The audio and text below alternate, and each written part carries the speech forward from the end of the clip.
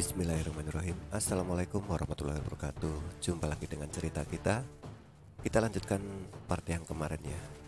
Part yang kemarin menceritakan tentang persiapan Nabi Muhammad Rasulullah SAW untuk menyambut pasukan koalisi dari suku Quraisy dan suku-suku di sekitarnya, kemudian juga dari Ghatafan dan juga dari Bani Nadir, yang mereka membentuk koalisi sehingga pasukannya mencapai sekitar 10.000 pasukan yang mereka bergerak bersama-sama menuju ke Madinah untuk melakukan penyerangan terhadap kaum muslimin yang berada di Madinah. Untuk yang belum menyimak persiapan Nabi Muhammad Rasulullah SAW dalam menghadapi perang ini, bisa disimak di yang akan saya sematkan linknya di pojok kanan atas. Oke, kita lanjutkan proses terjadinya perang Khandaq. Karena merasa menang jumlah dan terdiri dari pasukan yang lengkap, pasukan berkuda, pasukan unta, infanteri, kemudian pasukan-pasukan yang dibayar, dan juga berkoalisi dengan Ghatafan yang jumlah pasukannya cukup banyak, dan juga Bani Nadir. Pasukan Ahzab ini bersemangat sekali untuk menuju ke Madinah. Kemudian sesampainya di Madinah, mereka dikagetkan dengan keberadaan parit yang menghalangi pasukan mereka. Dan tentunya pasukan Quraisy ini mengandalkan pasukan berkudanya, yang kita tahu bahwa di dalam pasukan berkuda itu ada panglima yang hebat, yaitu Khalid bin Walid, dan juga masih ada Amr bin As. Dua orang itu sangatlah hebat dalam berperang, memainkan persenjataan dan cakap dalam berkuda. Melihat parit tersebut, itu tentu saja laju pasukan dari Quraisy itu terhenti, dan kemudian mereka karena belum pernah menghadapi strategi yang seperti ini tentunya kebingungan, dan kemudian pasukan koalisi ini memutuskan untuk berkemah di dekat parit tersebut. Di bagian kanan itu dekat Gunung Uhud dijadikan markas oleh pasukan dari Ghatafan dan lain-lainnya, sedangkan di sisi lainnya disitulah markas dari pasukan Quraisy, ya, Abu Sufyan dan bala tentaranya.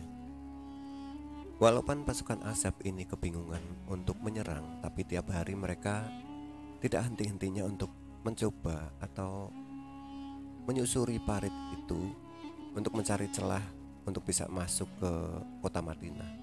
Sehingga setiap hari yang terjadi adalah perang antara pemanah dari kedua kubu, ya, dari kubu muslimin dan kaum Quraisy, pasukan Ahzab. Mereka saling panah dari seberang parit.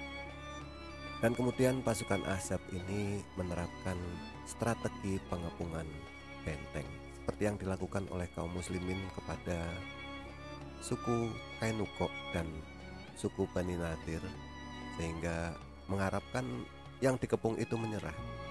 Tapi mereka nggak tahu ya bahwa pasukan muslimin yang di bawah Panji Rasulullah SAW itu adalah terbiasa dengan puasa, bersabar dalam menghadapi peperangan yang berat.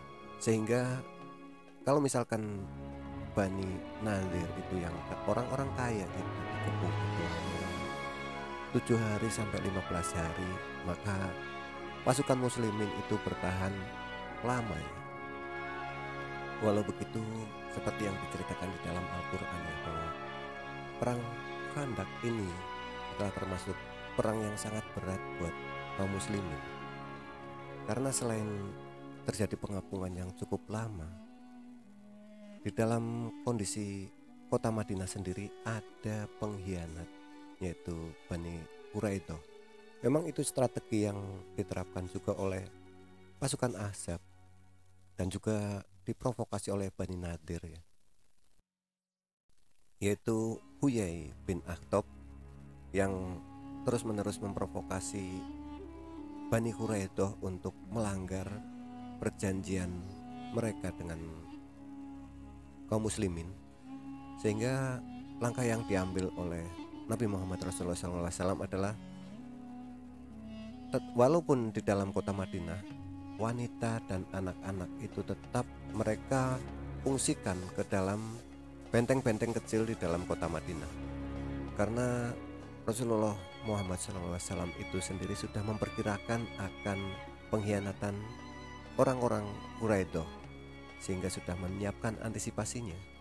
Dan juga pasukan-pasukan muslimin itu tetap mengadakan ronda di dalam kota Madinah untuk mengantisipasi apabila ada penyerangan yang dilakukan oleh Bani Quraidah. Jadi dengan 3.000 pasukan yang berada di depan parit untuk menghadapi pasukan Ahzab, juga masih dipecah lagi dengan pasukan yang harus ronda di dalam kota Madinah. Dan Nabi Muhammad Rasulullah SAW memerintahkan pasukan yang bergiliran berjaga di depan parit dan juga ronda di dalam kota Madinah untuk meneriakkan takbir, sehingga orang-orang Quraisy dan musuh-musuh Islam itu mendengar teriakan tersebut itu gentar. Mereka mengira bahwa pasukan muslimin selalu dalam kondisi siap siaga. Dan dalam literaturnya, perang Khandaq ini termasuk perang yang paling berat.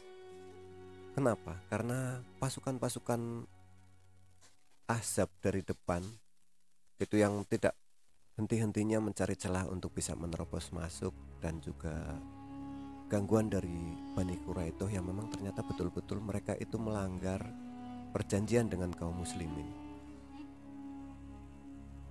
Bani Quraidah itu mulai mengadakan gangguan-gangguan dengan menyerang benteng-benteng kecil tempat para wanita dan anak-anak berlindung. Dan juga orang-orang munafik ya, yang selalu kata-kata mereka itu begitu mengesalkan, karena yang terjadi adalah melemahkan semangat pasukan muslimin dalam mempertahankan kota Madinah.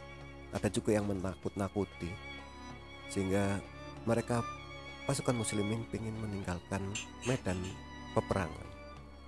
Selain itu juga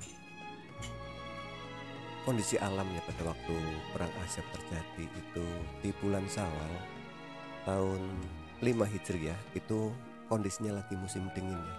Jadi suasana yang sangat dingin.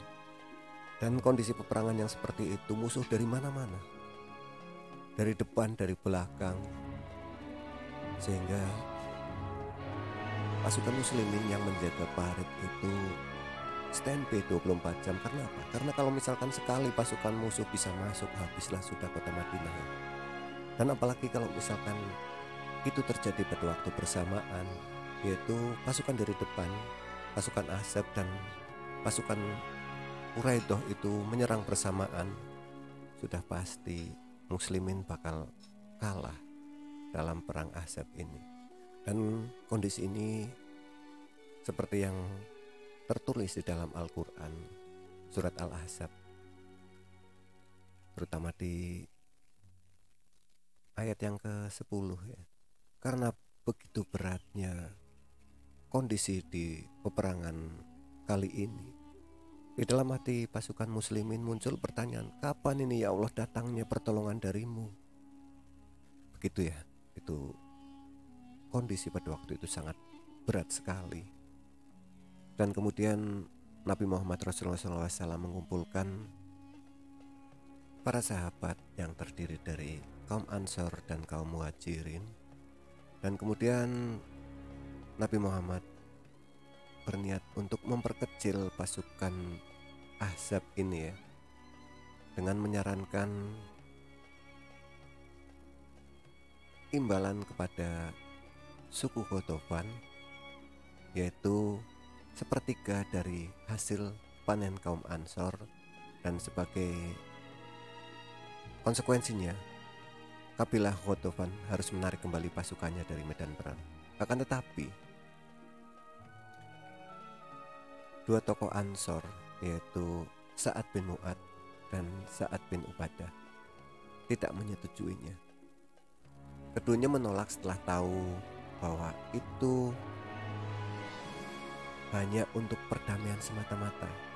Jadi itu hanyalah keinginan Rasulullah, bukan wahyu dari Allah Subhanahu wa Ta'ala. Dan kemudian Rasulullah Nabi Muhammad SAW pun menerima hal itu, tidak jadi memberikan imbalan kepada suku Ghatafan hanya untuk memperkecil pasukan Ahzab. Dan kemudian perang pun berlanjut hari demi hari dan kemudian minggu berganti minggu, sampai suatu saat ternyata ada yang mampu menerobos celah dari parit tersebut ya. Jadi ada satu strategi dari Quraisy untuk bisa meloloskan pasukan berkuda dari suku Quraisy yang di dalamnya ada Amr bin Wud dan Ikrimah bin Abu Jahal. Begitu berhasil melewati parit, kemudian Amr bin Wud yang terkenal jagoannya itu kemudian melontarkan tantangan kepada kaum muslimin, siapa yang berani menghadapi aku. Mengetahui yang muncul adalah Amr bin Wud, maka banyak kaum muslimin yang diam ya, karena memang Amr bin Wud itu kalau misalkan disetarakan dengan pasukan itu setara dengan 100 pasukan jagoan pendekar ini ya. Melihat tidak ada seorang pun yang bangkit untuk menghadapi tantangan dari Amr bin Wud, sahabat Rasulullah Ali bin Abi Thalib radhiyallahu an itu geram, kemudian meminta izin kepada Rasulullah untuk menghadapi Amr bin Wud. Ya Rasulullah, biarlah saya yang menandingi dia. Karena Nabi Muhammad mengetahui benar siapa itu Amr bin Wud, yaitu seorang pendekar yang sudah kenyang makan garam perang tanding. Dan Amr bin Wud juga sudah cukup usia, maka Ali bin Abi Thalib yang waktu itu masih muda itu dicegah oleh Rasulullah. Duduk sajalah engkau, dia adalah Amr, ucap Rasulullah. Kemudian Amr bin Wud pun berlanjut berkoar-koar, mana itu surga yang akan kalian masuki bila kalian mati terbunuh? Hah? Seperti itulah ya, seorang pendekar yang berkoar-koar. Ejekan itu terasa seperti sembilu yang sangat mengiris-iris hati kaum muslimin. Tetapi mereka tetap diam. Selain tawaduk yang menunggu perintah dari Rasulullah, mereka juga melihat bahwa itu adalah Amr bin Wud. Sehingga sampai suatu saat Sayyidina Ali pun tidak dapat lagi menahan gejolak hatinya mendengar penghinaan yang menyakitkan itu. Kemudian mendesak lagi kepada Rasulullah, biarlah saya ya Rasulullah yang menghadapinya. Tapi kemudian kembali memerintahkan supaya Ali duduk dan tenang. Memang karena Amr bin Wud itu bukan main-main ya pendekar ya. Kemudian pun Ali berusaha untuk meyakinkan Rasulullah bahwa ia akan melawan dedengkot kaum musyrikin tersebut. Biar Amr sekalipun ya Rasulullah. Dan melihat tekad dari Ali bin Abi Thalib yang begitu kuat, dan perlu juga untuk membangkitkan keberanian kaum muslimin, akhirnya Rasulullah pun memberi izin dan restu kepada Ali bin Abi Thalib radhiyallahu an untuk menghadapi Amr bin Abdul. Dan begitu Amr bin Wud melihat yang muncul adalah Ali bin Abi Thalib radhiyallahu an, tentu saja karena Ali masih muda, Amr bin Wud pun meremehkan Ali bin Abi Thalib. Hei Ali, aku tidak suka menumpahkan darahmu. Ayahmu adalah teman karibku. Tentu saja ya, karena Amr bin Wud usianya setara dengan ayah dari Ali, yaitu Abi Thalib ya. Ali bin Abi Thalib memainkan pedang Zulfikar ya, dengan gagah berani dan keteguhan Ali bin Abi Thalib menghadapi Amr bin Wud yang merupakan musuh dari muslimin, musuh Allah. Dan kemudian terjadilah perang duel antara dua pendekar yang kita tahu adalah Ali bin Abi Thalib adalah singa Allah, yang juga sudah terbukti di perang Khandaq dan perang Badar. Tentu saja sikap meremehkan dari Amr bin Wud merupakan suatu kesalahan, karena di dalam pertempuran tersebut, perang duel tersebut, Ali bin Abi Thalib bukan saja hanya bisa mengimbangi dari Amr bin Wud, si jagoan itu ya. Semua serangan dari Amr bin Wud berhasil ditangkis atau dihindari oleh Ali bin Abi Thalib radhiyallahu anhu. Dan pada suatu kesempatan, pedang Zulfikar Ali bin Abi Thalib radhiyallahu anhu berhasil menebas Amr bin Wud yang merupakan kebanggaan dari kaum Quraisy. Itu pun tumbang bermandi darah, jatuh ke tanah dan mati di perang Khandaq ini.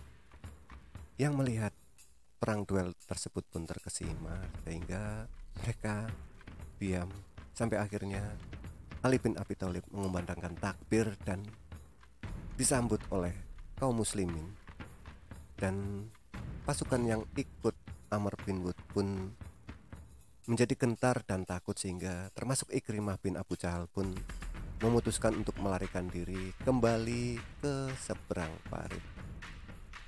Itulah, terukir lagi satu cerita kepahlawanan dari salah satu singa Allah, yaitu Ali bin Abi Thalib, dalam menghadapi perang duel dengan dedengkot kaum musyrikin. Oke, sampai di sini dulu ya kawan-kawan. Cerita minggu ini perang Khandaq, duel antara Ali bin Abi Thalib dengan Amr bin Wud. Untuk besok minggu depan dilanjutkan dengan mundurnya pasukan Ahzab dan pecahnya koalisi mereka. Apa yang menjadikan penyebab mereka pecah koalisi dan mundur dari perang Khandaq kali ini, saya akan ceritakan lagi di minggu depannya.